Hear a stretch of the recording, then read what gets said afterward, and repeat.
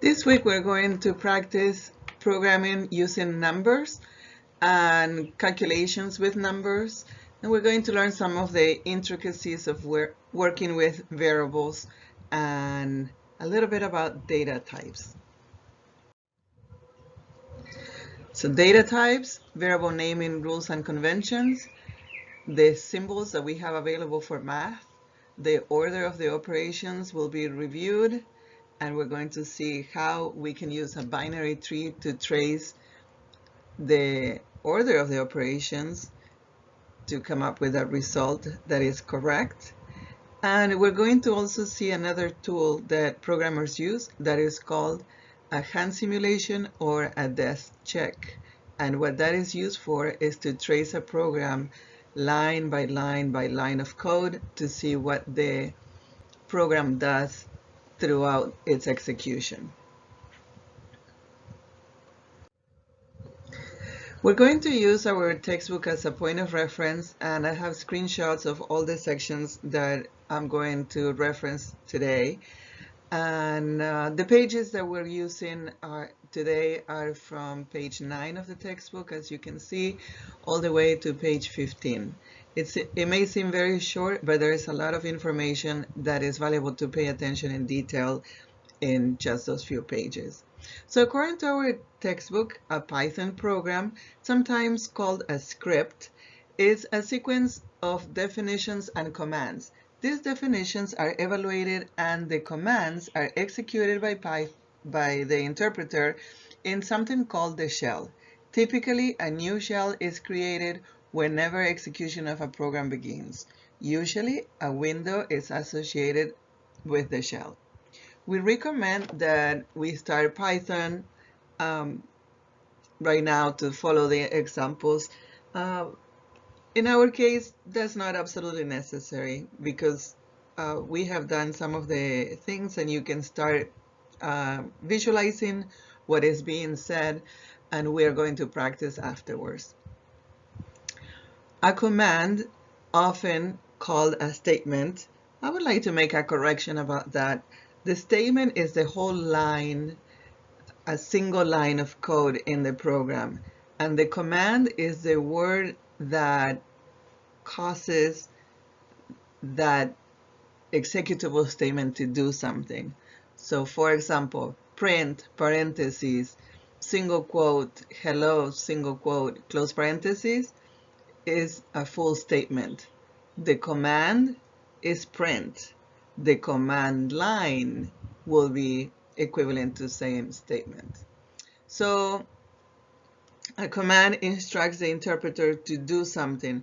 For example, the statement print Yankees rule, similar to what I just said, instructs the interpreter to call the function name print, which will output the string Yankees rule, sorry.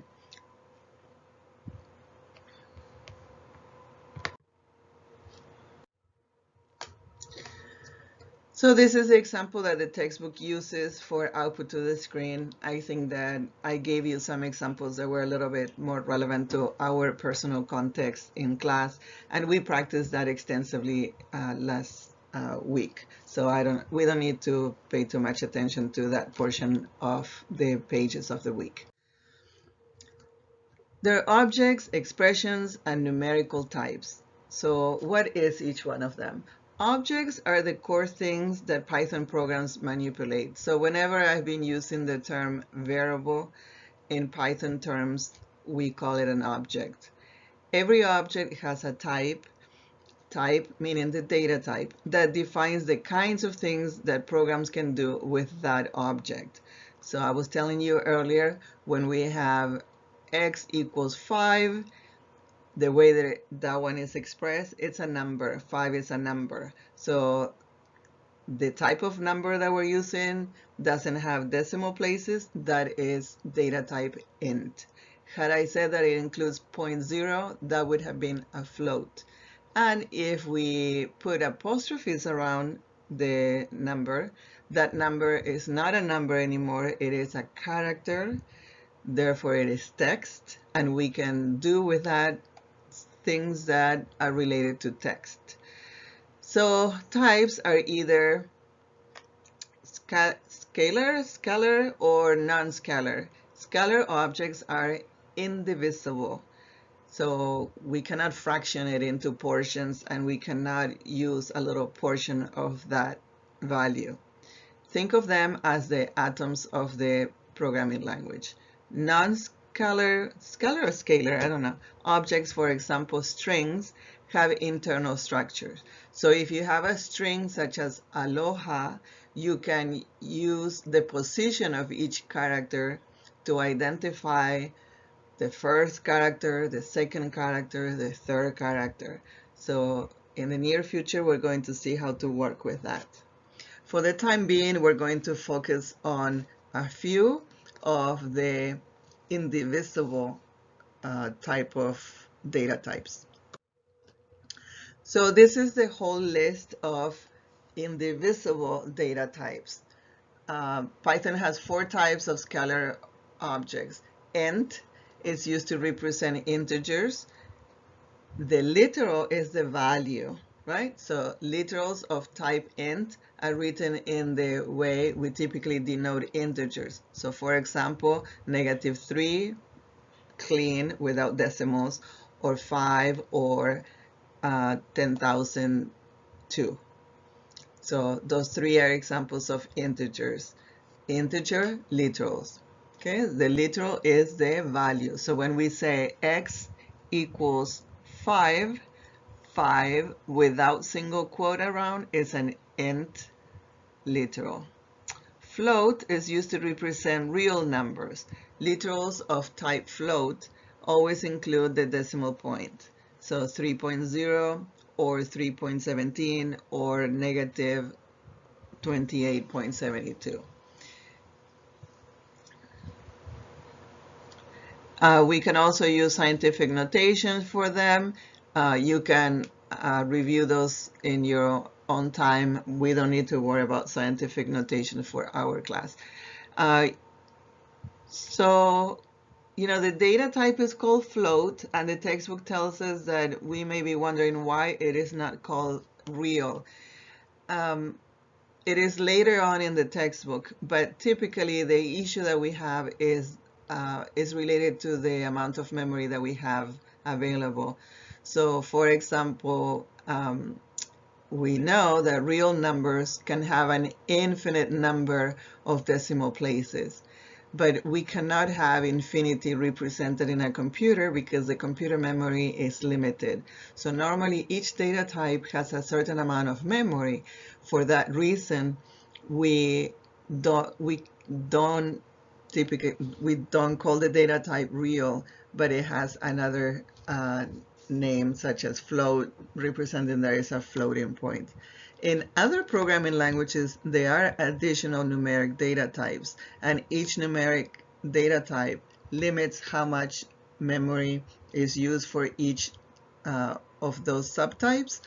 And what that means in essence is that it determines which numbers can be held by the variables of each data type. So for example, in Java, we have byte, short, int, and long. And I think I have an example about that. And all of those are representing values without decimal places.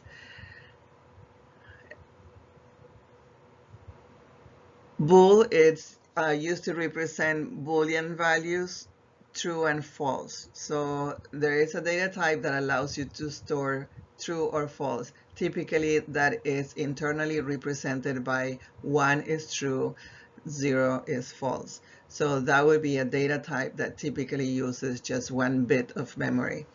We're not going to use bool until we get to the if statement. So just know that it exists, but I'm not going to ask you questions about that right now. And the none is a type with a single value.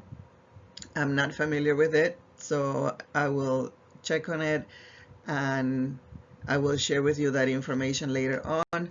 However, we are not going to get to that topic this semester. So in our class, when we start working with numbers and we start changing the values of the variables, we're going to use different tools that allow us to see if what we are coding is producing the outcome that we are expecting.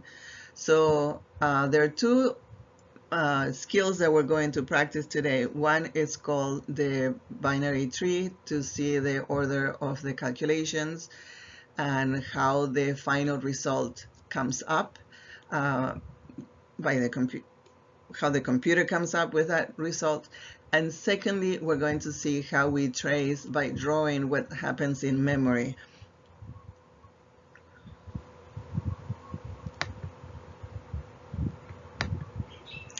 So let's say that we have a program that starts with n equals 3. What do we do to represent what's happening in memory? Well, n is going to use certain space in memory. So when we want to trace how the program is running, we would draw a box to represent the memory space that the program is allocating for the value 3. So the name, we're going to draw it outside of the box. It's kind of like the label. And then the value 3 is going to be stored inside the box. Then let's say the next line of code is n equals n minus 2. So what does the computer do? Since n is the name of a variable, the code is requesting that we fetch from memory the value that is stored in the variable named n. So in that calculation, n is replaced with 3, and we have the calculation 3 minus 2, and that the result of 3 minus 2 is 1.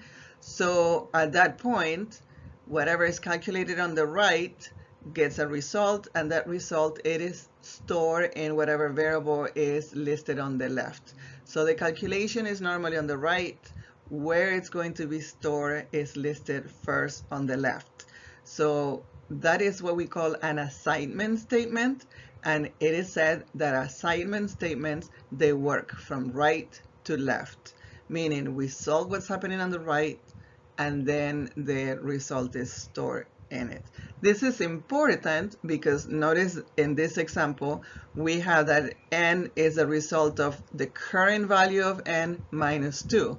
So it is important to know which side works first, because sometimes we use the same values that we're using for the values that we use in the calculation is the same variable where we store the result. So for that reason, it is important to remember assignment statements work from right to left. Whatever is on the right gets solved, and the result is stored in whatever appears on the left. And on the left, you can only have one name where that result is stored. So that value 3 is gone. We would cross it out, and then we would say that the new value is 1. So in memory, notice what happened.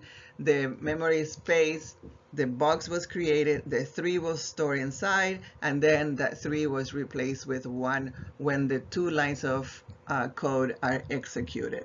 So this is what we call tracing a program, and we are going to be doing that starting in this section of this semester.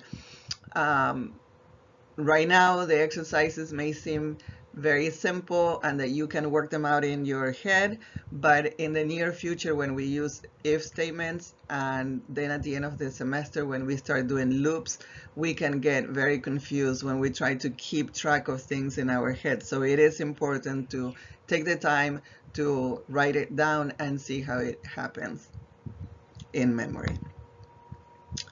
So a variable can change its value multiple times within a program. However, it can only hold one value at a time. Once we change its value, the old value will be lost. So in this variable, we store the new value in n, and it replaces the older value of the variable. If we use n again, so if we try to display n and we have the line print parentheses n, then it's going to show a 1 rather than a 3, and only one value. So continue with the textbook. It reads objects and operators can be combined to form what we call expressions, each of which evaluates to an object of some type. So you cannot have a calculation just hanging by itself. It has to be, the result needs to be stored somewhere.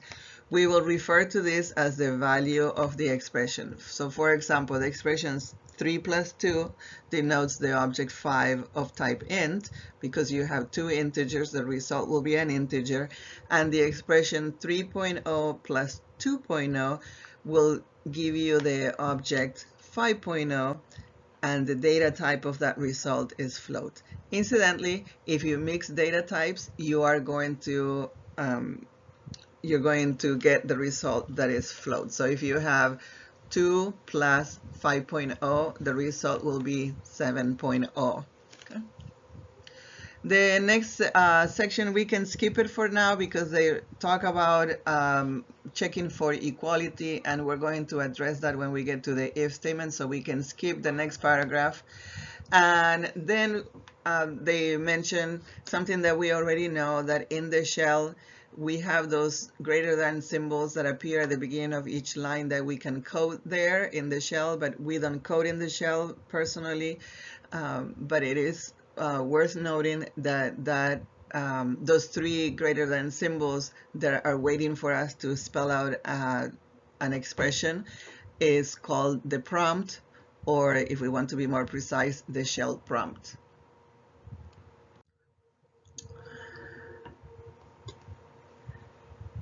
I was talking to you about data types, and there is a function or an instruction that is called the type function. So the type function will tell us what data type a value is. So if you don't know what the result, if the result of a calculation will give you an integer or a float, you can replace these two examples with calculations inside the parentheses. So if in idle we type the expression type with 3 in parentheses, we're going to see type int, and int will appear in with single quote around. So it's telling us what the data type is. And the same for 3.0. It will tell us that the type is float. So why do we have these data types? When we program, we need to tell the program what kind of thing a variable is. Namely, the program needs to know if your variable is a number or text, because we can do math with numbers, but not with text. So the programming language may help us not making mistakes like adding a letter to a number. This is especially important because in essence, everything we do internally in the computer is done as sequences of ons and offs. So the computer needs us to be clear and remind us, is this a number or is this text? Because internally, if you remember, the uppercase A is the numeric value of 65. So if we say that the letter uppercase A, we want to use the integer of that, then the computer will use the code for the A, which is 65, and so on. So because everything is done with zeros and ones, the programming language requests that we tell the computer if those zeros and ones are going to be representing integers or floats or text.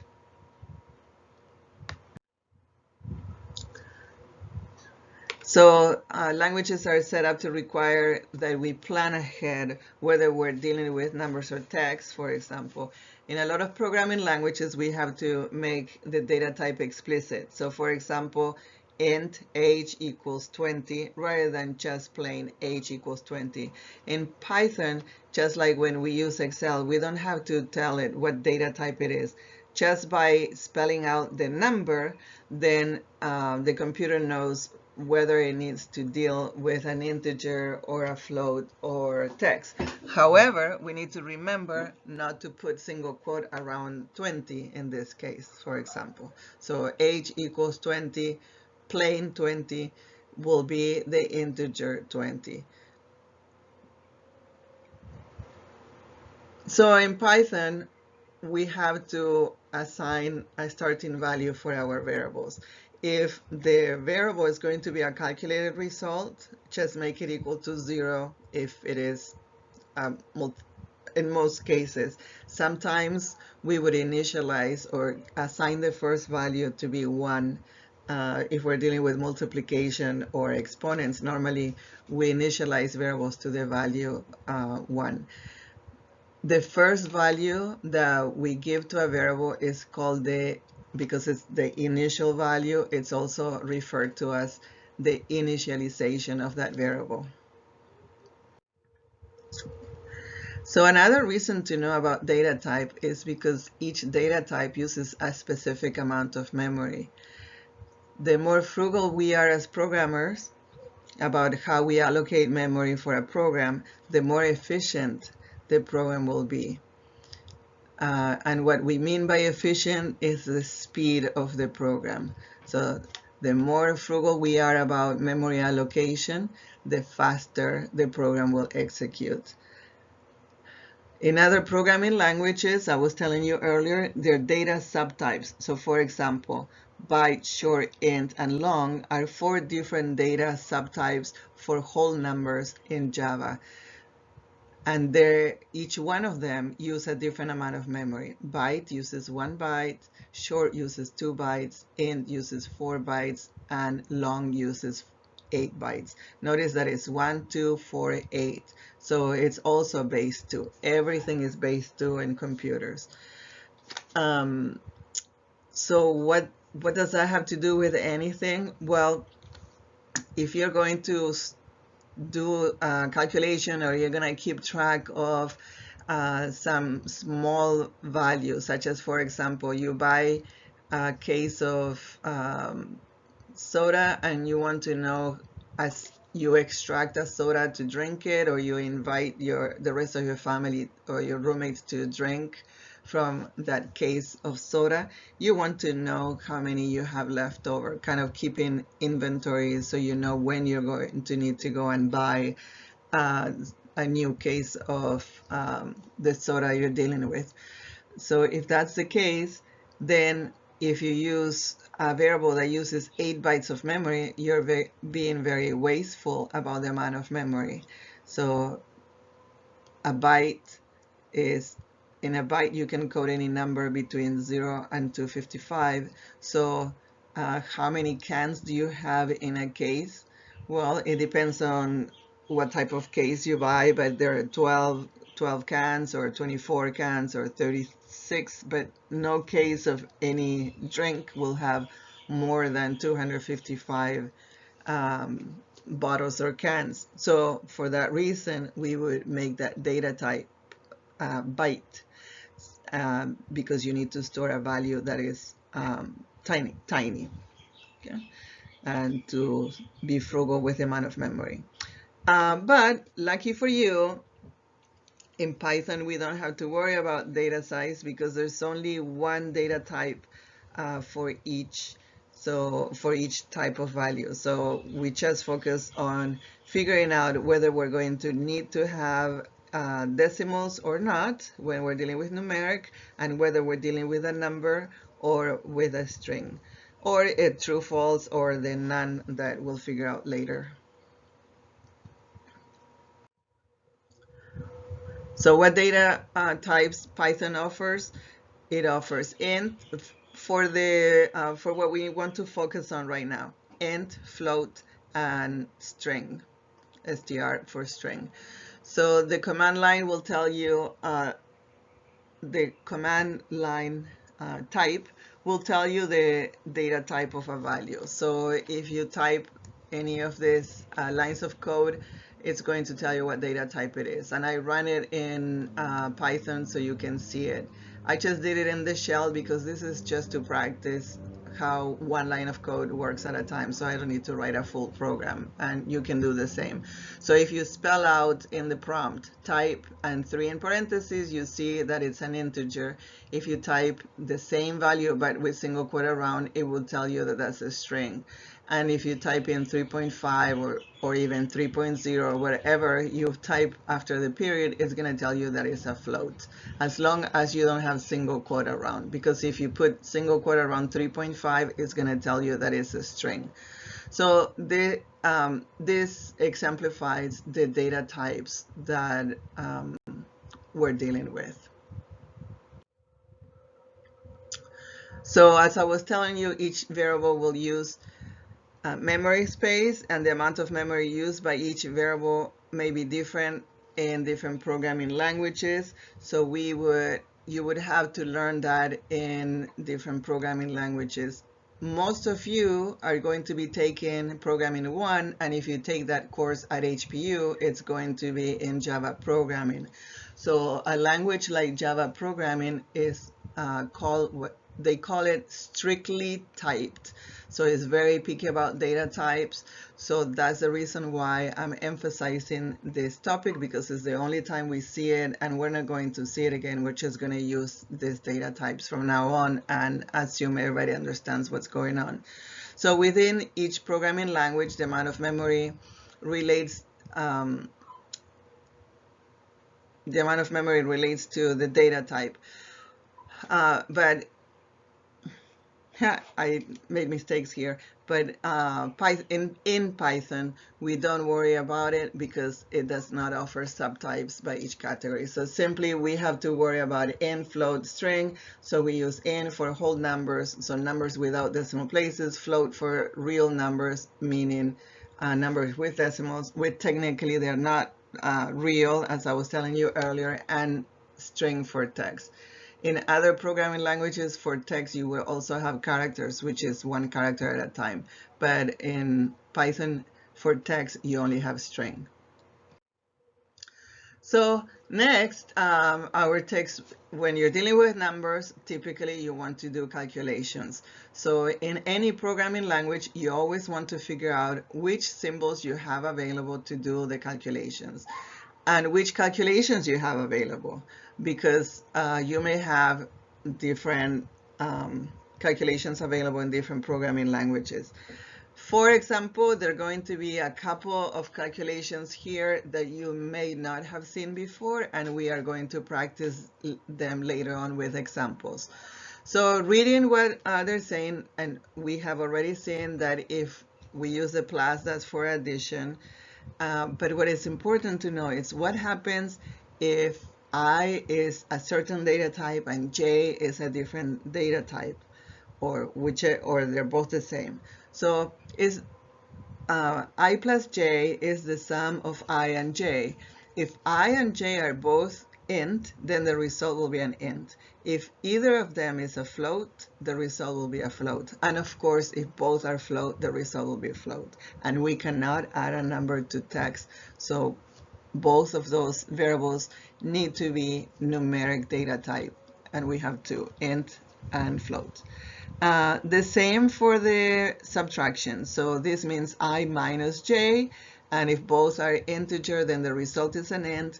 And in the case that either one of the two is a float, the result will be a float. And if both are float, the result is a float. Next one is multiplication is expressed with an asterisk, and the same rule applies for the data types. Int times int gives you an int. Float times int, or int times float, or float times float gives you a float. Then double slash is a little bit unique because rather than floor division, I learned the term an integer division. So the value 6 double slash 2 is the result of dividing 6 by 2 without decimal places. So it doesn't round up, it just gives you the whole part of the result. So 6 divided by 2 is 3, so integer 6 double slash 2 gives you the result 3. Okay, no problem there, because 6 is exactly divisible by 2, so there's no confusion there. You may not see the point. But notice the next example. 6 double slash 4 will give you the result 1. So in computers, normally when you have an int and you divide by another int, the result will be integer data type. So in this case, the result of 6/4 is 1 because it does 4 doesn't fit exactly a certain number of times into 6, but it fits once, and then you will have leftover. So the leftover is not expressed anywhere unless you calculate it separately, which we have a symbol to identify the leftover of an integer division. So the value is 1 because floor division returns the quotient and ignores the remainder. And we cannot divide by 0. It's mathematically impossible, so it will give you an error if you accidentally divide by 0. The slash by itself, we already know that is the division, and that will give you the result with decimal places even if both I and j are integer. So you have for example, 6/4, the result is 1.5. Okay. Then you have the percent symbol. So the I%j. This is the calculation that will give you the remainder. It doesn't give you I divided by j with the decimal places. That is calculated with the slash. I%j means I modulus j. And what it does, it gives us the remainder. So when before we had 6 floor division 4 and it gave us 1, then 1 times 4 is 4, so 6 minus 4 is 2, so 2 will be the leftover. So 6 modulus 4 will give you the result 2, which is the remainder of the floor division. And then double asterisk is used for exponents. So we cannot superscript when we're working in programming. So in some programming languages, you will have the symbol for exponent. In other programming languages, you need to use a library that has the power function. But in Python, we do have the symbol combination for the exponent, and it will be the double asterisk or the double star. So I star star j means that I is raised to the power of j. If I and j are both of type int, the result is an int. If either one of them is a float, then the result is a float. And then we're going to skip the next line because we're not dealing with conditions yet. So to sum it up, the arithmetical symbols that we have are the plus and minus, the times, and the division. So those are the standard that we are all familiar with. Then the double slash is the integer division. So it will give you the whole part of the result of the division. So we had that 6 double slash 4 will give you 1. So 5 double slash 2 will give you 2. 5 double slash 2 will give you 2. And then modulus is the percent, is the one that gives you the remainder. And finally, you have the exponent. So a note that is worth noting is that if we need to calculate the root because we don't have a root symbol, we can code it by using what is called the fractional exponent. So the x root of a number is equal to x to the 1 over, is the x root of a number is the number raised to the 1 over x. And if we are going to express that in one line of code, that will be equal to the number asterisk asterisk, and then 1 over x needs to be in parentheses because of the order of the operators.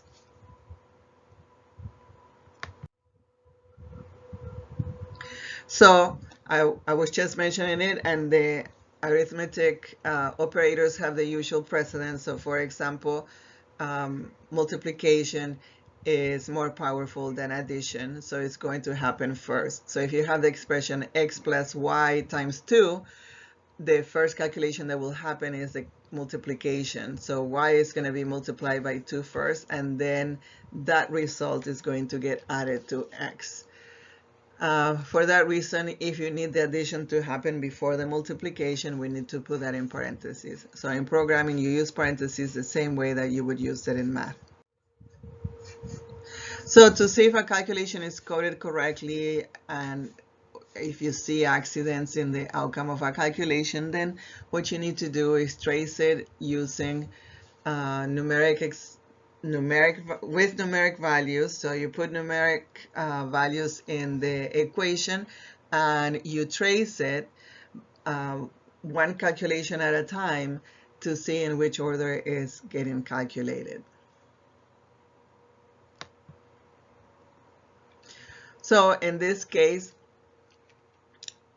we have this calculation, 5 minus 3 plus 2 to the third power minus 1 divided integer division 3 plus 6 modulus 4 minus 10. So when you have a long equation like this, it will be worthwhile to grab a piece of paper and work it out a step at a time. So the most powerful calculation that we have here is the exponent. So 2 to the third power is 2 times 2 times 2, so that is 8. So that's the first result that is calculated. So then what is going to happen next? Well, calculations are evaluated from left to right. So it will go back, it will go through the whole equation. There's no other exponent. So then it will go back to the beginning to see if there's any addition, any multiplication, division, or modulus, division of either type. So we don't have any multiplication, division, or modulus to the left of this exponent, so we continue working to the right. So the next calculation that will happen is the double slash. So we have 1, integer 1 divided by integer 3, getting only the whole portion of the result. So 3 doesn't fit into 1, so the result of that calculation is going to be 0. So when the first value of the floor division is lower than the second value, the result will always be 0. The next calculation is the modulus, and we have 6 modulus 4. 4 doesn't fit exactly into 6, so we're going to have a leftover. So if we were to divide 6 by 4, we're going to get 1, and then we're going to have 2 left over. So that's what modulus does. It catches the leftover. Then the next calculation is a subtraction, so it doesn't happen now. We will go back to the beginning, and it will work out from left to right. So the next calculation that it happens is the subtraction. So 5 minus 3, we're going to get 2. And then the addition is the next calculation. So 2 plus 8, and we get a 10. And then the subtraction is going to happen, and we have 10 minus 0, so we're going to continue having 10, and now we're going to do 10 plus the next value is 2, so we're going to get 12, and now we have 12 minus 10, and the result is going to be 2. So the final answer to this calculation is 2. If we were expecting to see a different result, it means that maybe we needed to use parentheses to put some calculation in parentheses and prioritize it to change the order, or the natural order of the operators.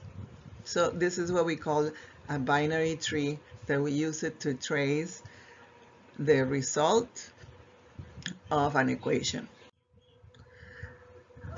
So this is how our textbook explains what happens in memory. It's different from what I do to trace how a variable changes its value. But it's worth noting that the textbook shows how the results change and how they express it. I'm not familiar with the way they express it. They say that the variables associate the names to objects. So it says that pi is associated with the object 3 and so forth, and later on radius that starts with 11 then is associated with another object that is 14. So basically what they're saying is each time that it changes the value is as if you have a new object. That's not too important. So this is how we are going to do a hand simulation here. Because I'm using the computer, it's neatly done with a table, but you would do it by hand, and I will show you in the next video when I ask you to do it with me. So we have the program executes one line at a time. We humans, we tend to look at expressions globally. So we may say, oh, okay, x equals h is the last command line that I have, so probably the result is going to be this much. Well, because values are changing a lot, one line at a time, it is important to trace it in this example. So we have the c starts with 5. So this is with c equals 5, we would have this box will be created, and then the name is outside, and then the value starts at 5. Then we have that h is a float, 3.0. So when we have a float, it is important to write the float in the box that you're using to trace the values, because like an integer divided by a float will give you a float, but an integer divided by an integer may give you an integer. It is important. So that's going to be h, and then we have a variable named x, which is going to be c floor division 2. So c is 5. So right now the value is 5. And we're going to do the integer division. So we are going to get the integer result, and it works from right to left. So this is going to be stored into x. So the value of x is going to change. So from 2 that it has now, the 2 is going to be gone, and I did this wrong. So I did this wrong. So the value is going to be, oh no, I didn't do it wrong. The starting value is 2 because it's 5 floor division 2. Okay, so the starting value is 2 because 5 divided by 2 is 2. It's not 2.5 because we're dealing with the double slash, so we only get the portion of the value before the decimal point, and that gets stored into x, so it's going to be 2. Then the next line executes, and it says that c changes to 3. So whatever we had in c is gone now. So the 5 is going to be gone, and now the new value is going to be the 3.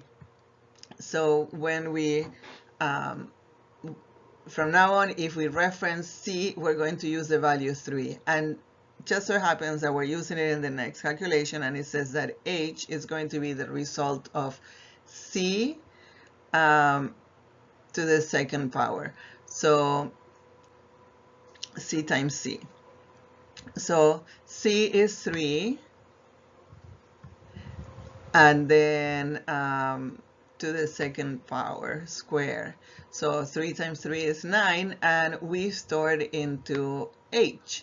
So the value of h changes from what we had, which is the 3. Now it changes to the 9 that is here. And the next line of code says that h equals whatever I have in h right now times 3. So what do I have in h? I have a 9. So it's going to be 9 times 3, and I'm going to store it in h. So this is 27 and it gets stored in H. So the value of H changes from 9. The 9 is gone. And now the new value is 27. And now it says X receives the value that is in H. It's not that it moves, but it gets copied, right? So now at this point, the value of X changes from the 2 that I had to the new value, which is 27. And you notice that I stumble upon mistakes that I made myself as I was trying to explain this. So it is normal to get a little dizzy because we tend to look ahead at the next line of code and we tend to get confused. So for that reason, if you were doing it on paper, you would cover the paper and you would go one line at a time so that way you don't get confused. So that's what we call a hand simulation or a desk check for a program. So in addition to looking at these intricacies, another thing that the textbook tells us is that as we're working on these different programs, we're going to discover that it's not always easy to write programs that work correctly, and we will confirm that programs are working correctly by using the tools that I showed you so far. But also it is important to write programs that have these descriptive names for variables. So we're going to see one of the examples the textbook has that it makes it clear because we're going to see that there is an error and we are not going to know if the variable is named incorrectly or if the value needs to be adjusted. So consider the next two fragments. So a lot of the exercises that you folks turn in had variable names such as A, B, C, like we have on the left. So if we have A, B, C, and the value of A is 3.14159, some of you may think, oh, that is the value of pi, so you may assume that's pi. But, you know, it would be a lot nicer if we actually call it what it actually is. So B is 11.2 and C is the result of A times B squared. So if we say that B is the diameter, then the area equals pi times the diameter square.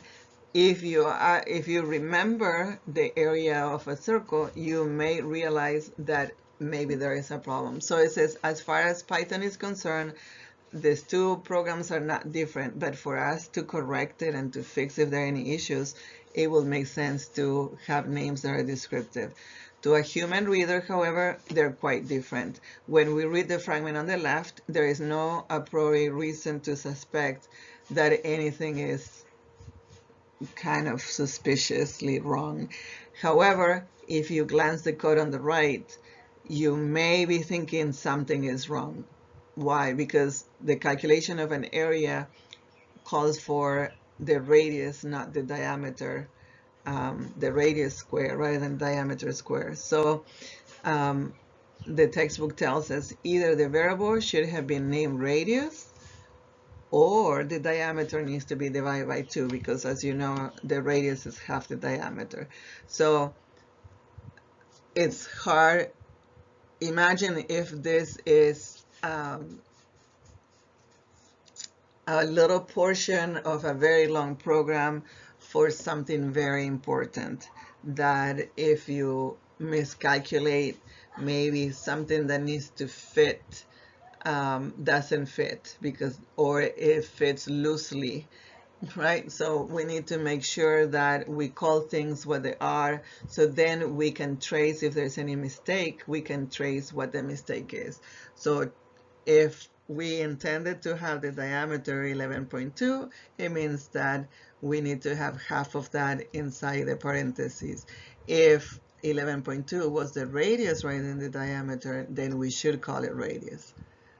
Otherwise, we would adjust a formula that doesn't need to be adjusted. So for that reason, I've been requesting that you start using descriptive values.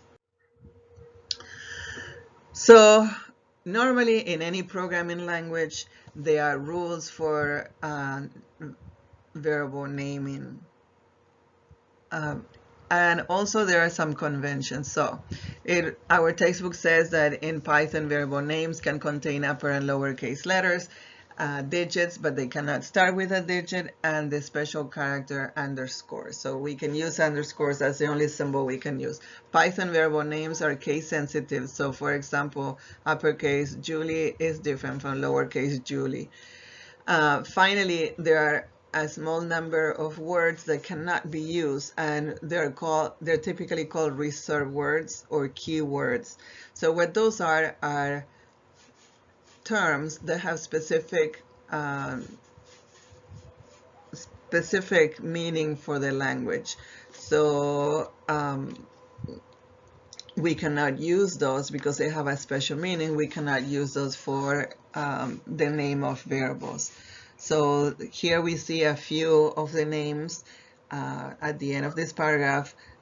The word and, as, assert, break, class, continue, def because it means definition, del that means delete, else if, elif is for else if, else, so as we're going through, you're going to learn them.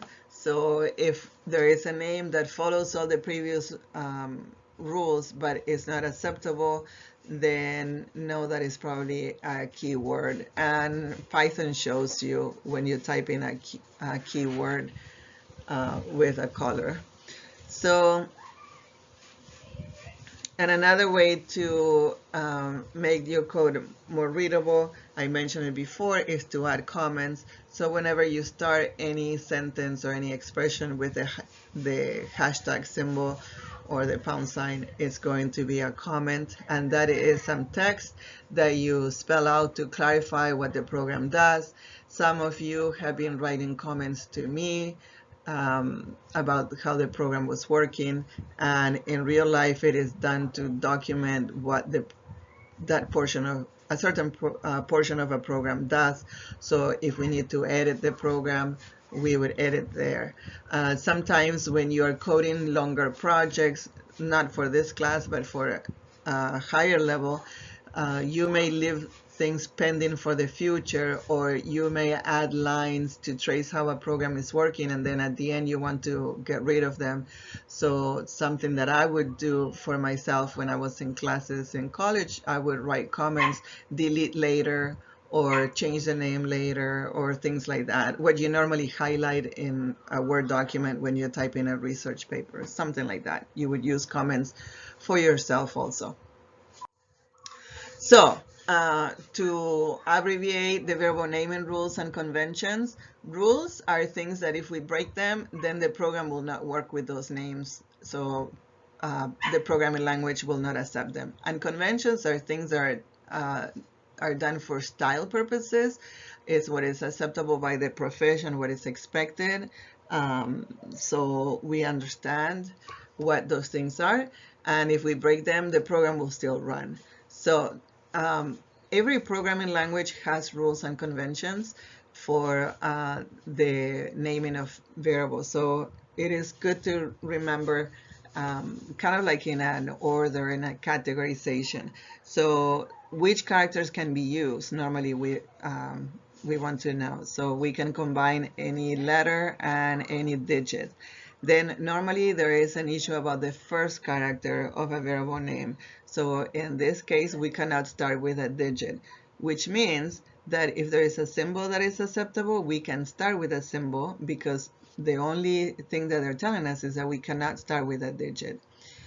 So as far as symbols are concerned, there's only one symbol that is acceptable, and it's the underscore. And when we think about symbols, we also need to think about spaces. So if they tell you that the only symbol that is acceptable is the underscore, it means that spaces are not allowed.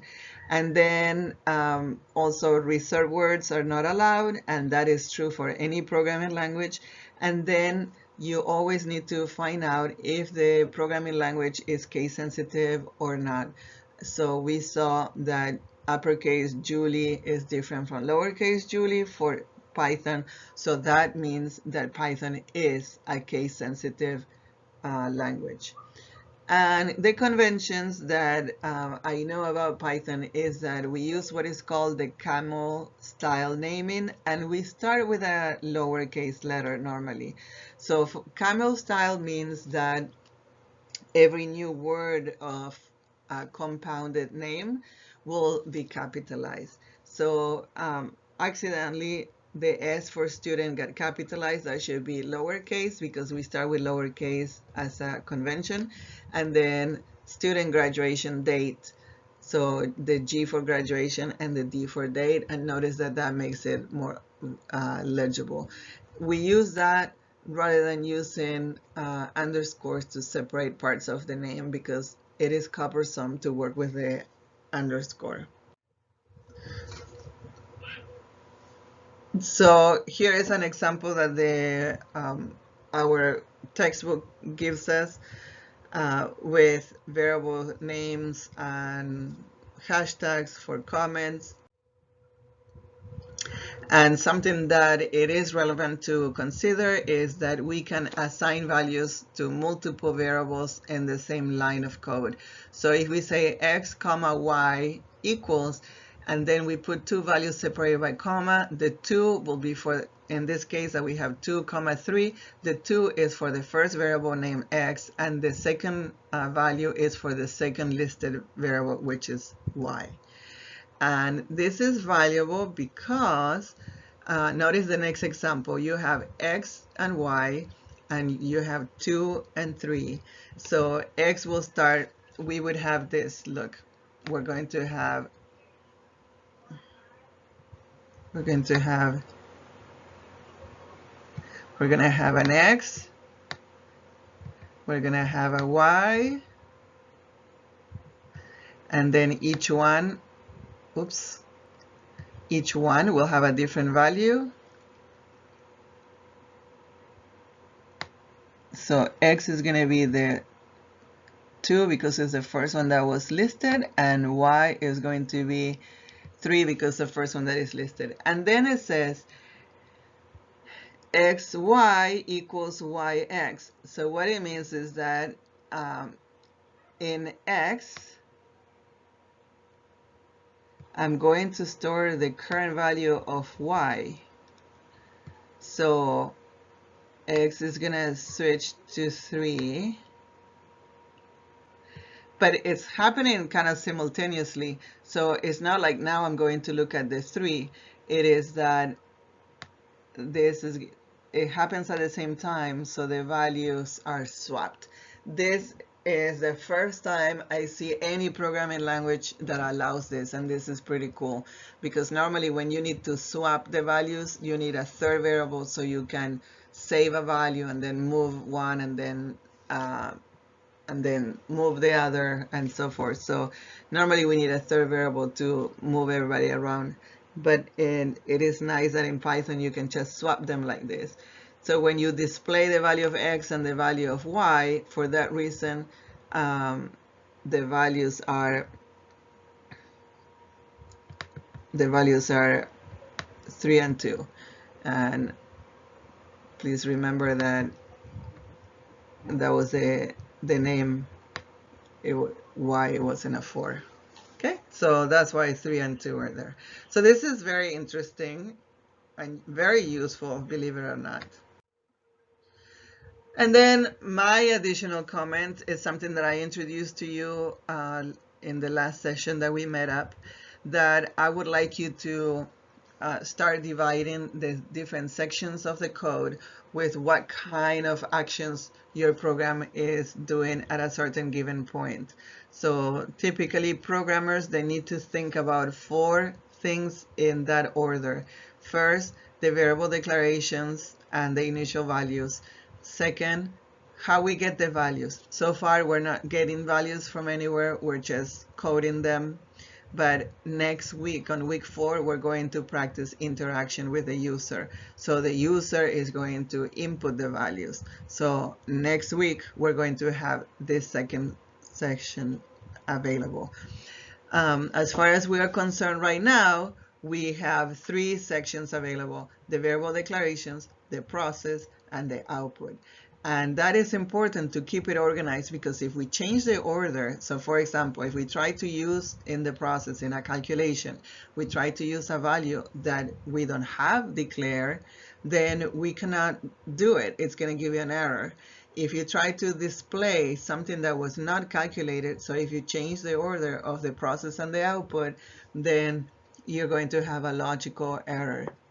So the broader type of logical error is to change the order of these different sections. And in addition to that, I mentioned earlier that we want to organize in sections because in the future you're going to create your own methods or your own functions, and the organization will be helpful because each function should do only one task.